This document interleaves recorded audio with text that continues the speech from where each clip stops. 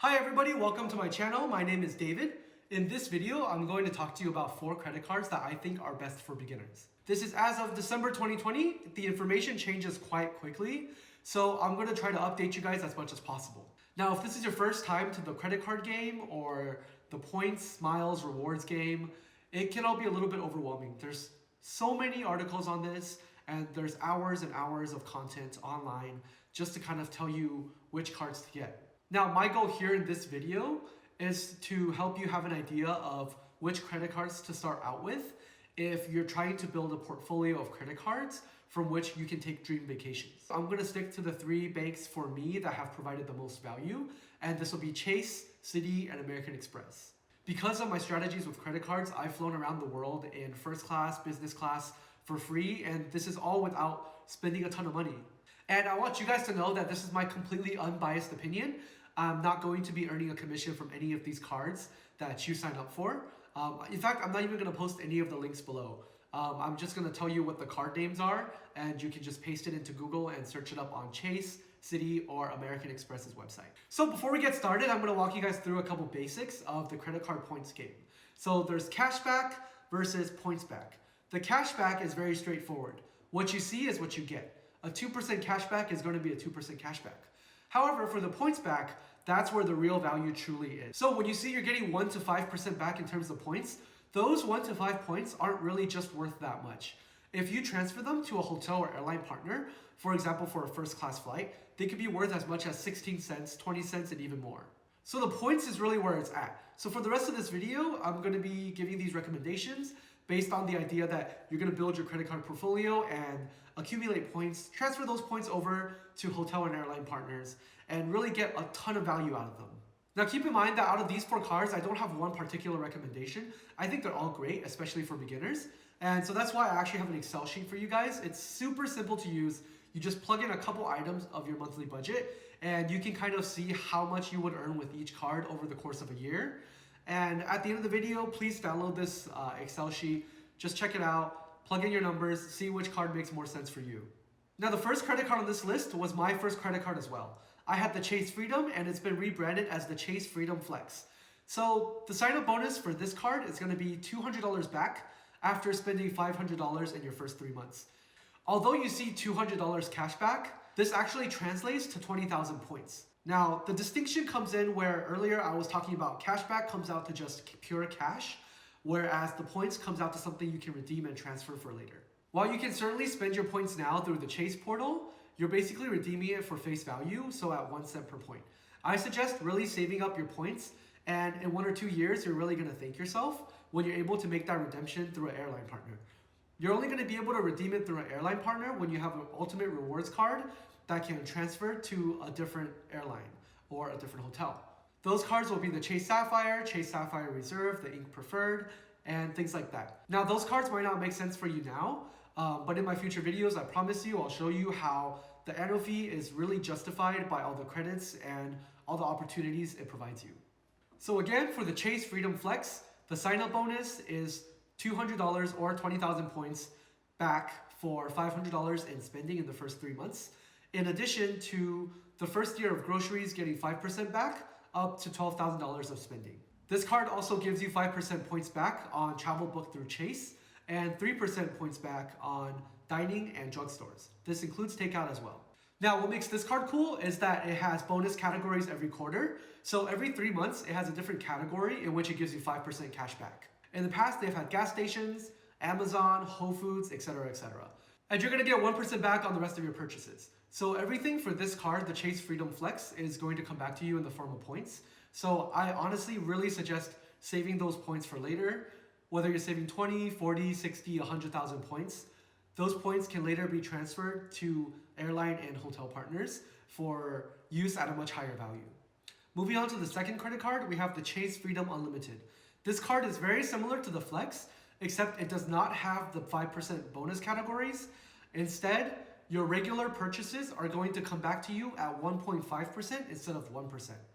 So this card's welcome bonus comes out to $200 or 20,000 points back after spending $500 in the first 3 months. And in addition, in your first year of owning the card, up to $12,000 of your grocery purchases, you're going to get 5% back on.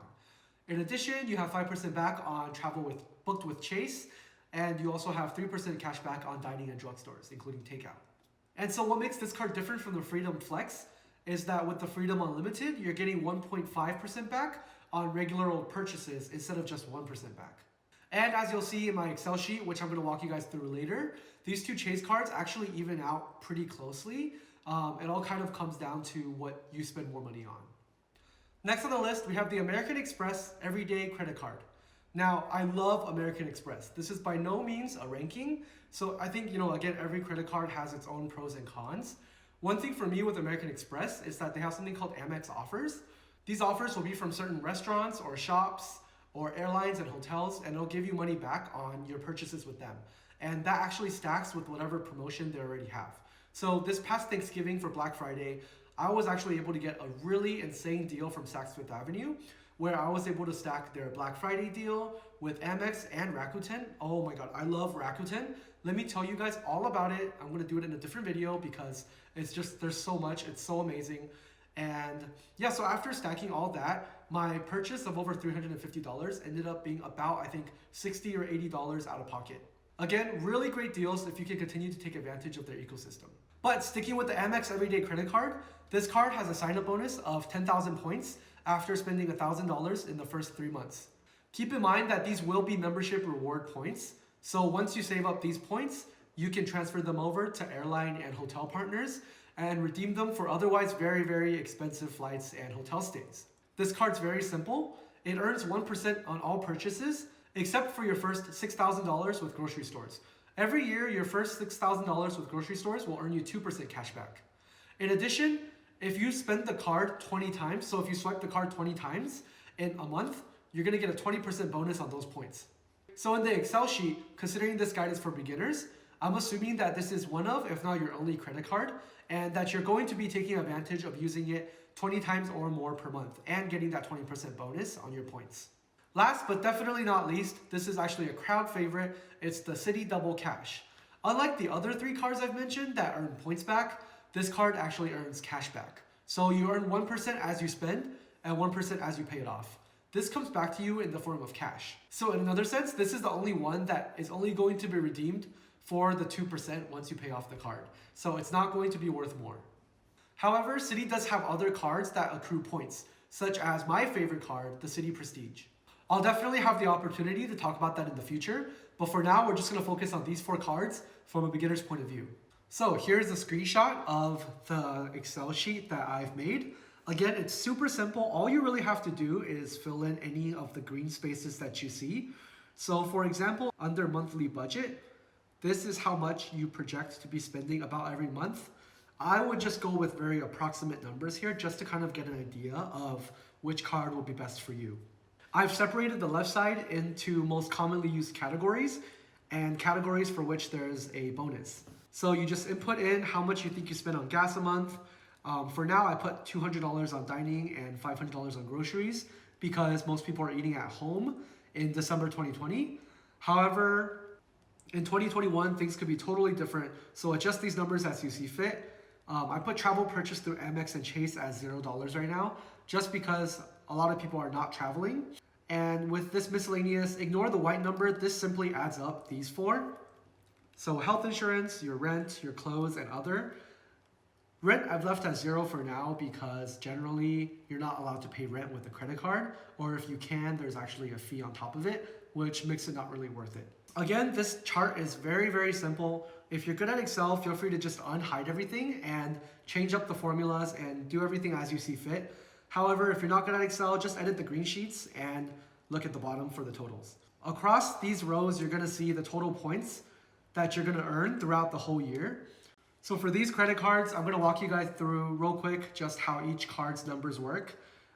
For the Chase Freedom, gas usually has a quarterly bonus. So for 3 months of the year, you're gonna be earning a little bit more on gas, and I factored that in.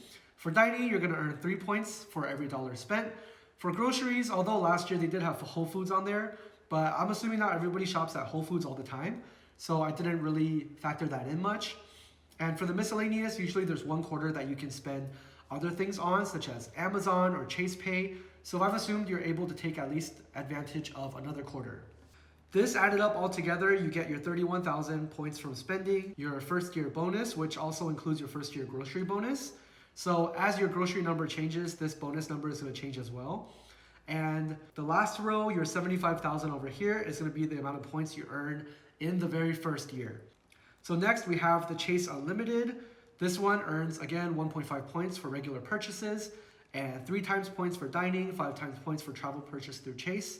And so the points from spending for your first year will be about this much compared to the Chase Freedom. So they're pretty much the same. Your first year bonus, which is going to be basically from groceries as well. And your grand total for your first year with these numbers are going to be about 70,000 points. And then after that, you're going to be earning about 30,000 points a year, depending on how you're spending. So it matches up pretty similarly with the Chase Freedom.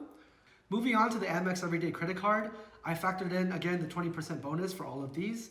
So you're earning 1.2 for your regular purchases and 2.4 for your groceries up to $6,000, which again, it's also factored in here. So your first year's annual return is going to be 38,000 points. And then after that, you're going to be getting 28 depending on your spending. And then with the Citi Double Cash, again, super simple, just 2 times points all across, no sign-up bonuses. So your first year and every year forward is going to be this about 35,000. And there you have it. That concludes the list of what I think are the best credit cards for beginners. Go ahead and play around with the spreadsheet, see what makes sense for you.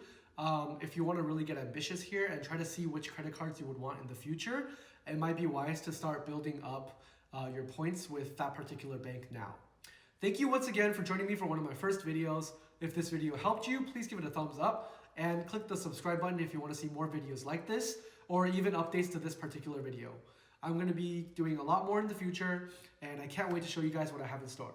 Thank you so much and I'll see you guys next time.